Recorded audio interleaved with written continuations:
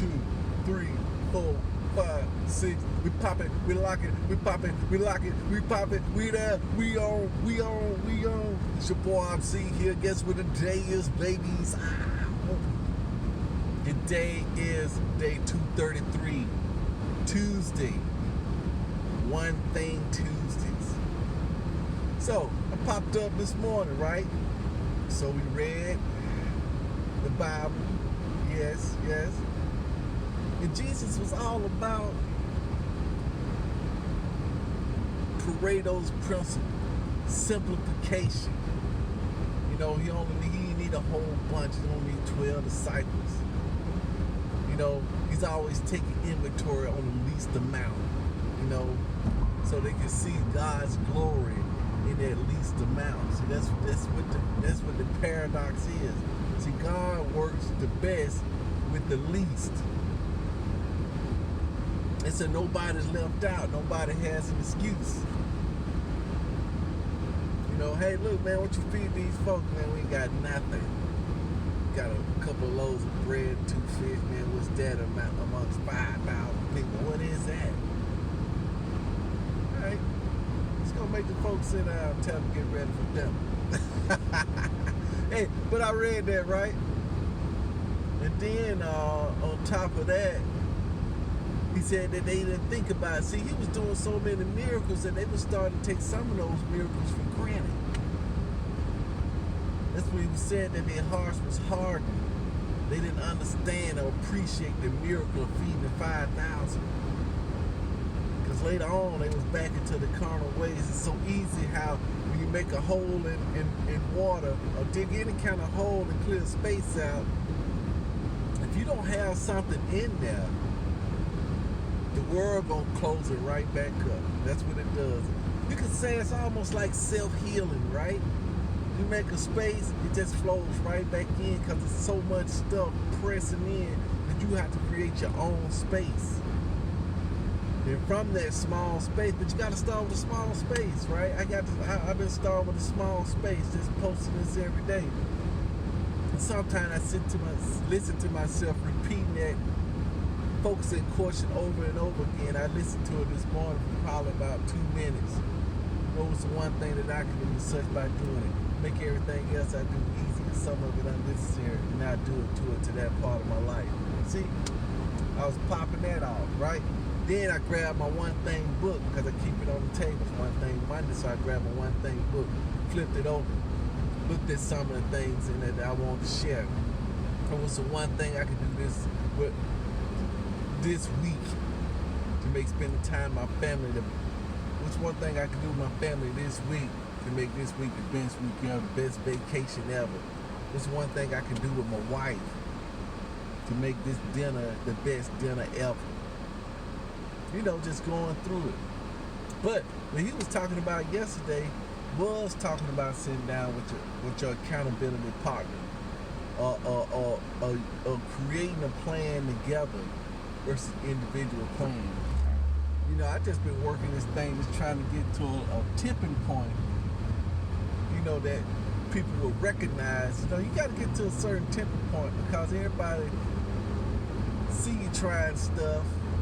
They be like, yeah, he tried that before. He done tried 1,000 things before. Yeah, let's just see how this kind of pans out. Is that more ego? I don't know, right? Probably so, to a certain extent.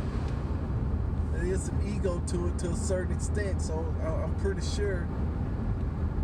But then she was talking about, you know, a couple of years of setting stuff in place. 2, 3, 5 years, you know. Who is the person you want to become versus accomplishing the goal is what he was saying. That's what I kind of got out of that. Yeah, I want to accomplish the goal, but instead of focusing on the goal, we focus on the goal being the fruit. So if I look at it in that context, then my one thing is not the fruit, but it's going to be the tree. See what I'm saying? It's going to be the tree. What kind of tree will produce that kind of fruit? And if so, now I got a framework. Yeah, from here on out, I think that's the easiest way to explain it, because when it's soaking in my mind a little bit better, because when I'm saying it to myself, it didn't make sense, but that tree analogy makes so much sense. You ask somebody what kind of person would they want to be, they get all vague on you. Man, I don't know what kind of person that, you know. But when I put it with the tree, man, that made so much sense. What kind of tree would produce that kind of fruit? Okay, I need to be that tree. I need to have that tree. I need to be that tree. I need to have that tree. Okay, where can we go? And we buy a tree already producing fruit. No, probably not. So we're going to start with, go small. A plant. Can't find it. A seed. Can't find it.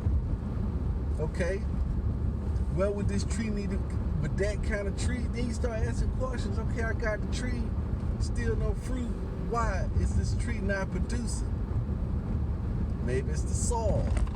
Maybe it's the environment. Maybe that kind of tree won't grow in this kind of environment. Ooh, boy, that's sweet. That's sweet right there. That's strong stuff right there. That's strong stuff. You can't grow. All kinds of fruit won't grow in every kind of environment. It will not. It will not produce. Now, if you stuck with staying in that environment, then you need to find out what kind of tree grows in that environment and see if you're gonna be. If not, then you might have to switch environments. You may have to. I may be in a situation. See, here, check this out, right? I got the plant, but this plant requires full sun. Okay, if it requires full sun, I'm not in a place that got full sun. What can I do to get full sun? Because it's cold, guess what? I can't leave it out all the time overnight. Can I sit it in the window? Can I take it outside in the morning? I could, periodically expose it to some sun until I figure out a way to get full sun. Like going to the beach, going to the library, finding yourself a tranquil place, going to that time block, the bunker. You see what I'm saying? Where you can get full sun. I like that. Then you got your soil and your fertilizer. Oh my goodness, that's sweet, that's good stuff. But that's what the one thing is. See, once you decide on what kind of tree, then you can start formulating the plan. You can start formulating the plan, but you first got to decide on what type of fruit you want, and then what type of tree produces that kind of fruit, and then work on cultivating that particular tree. Hey, he said don't stop there, right? He said if you know that's the kind of tree you're going to be out there, go ahead and plant an orchard. So that when it come up, since you already got it identified, it's a piece of cake. I should just scale that thing up now. Get 100 on. Because I know that's what I want. Let me just get 1,000. That's what I want. But that's what I'm going to be doing today, Pareto's Law. Be focusing. Getting my time block started this month off right. The first 20% of the month, I need to crush it. The first 20% of the week, I need to crush it. The first 20% of the day, I need to crush it. The first 20% of every hour, I need to crush it. I like it. So this is a recap of the one thing. Man, I know he was talking a lot about, just going through that, what I just went through. So if you guys didn't check the episode out, go back, check the episode out. The day is June the 1st, so that would make it May 31st episode. I think it's about something about the world, but I gotta listen to the other half of it, so I'm finna bug out. Jumbo Ob Z, doing it.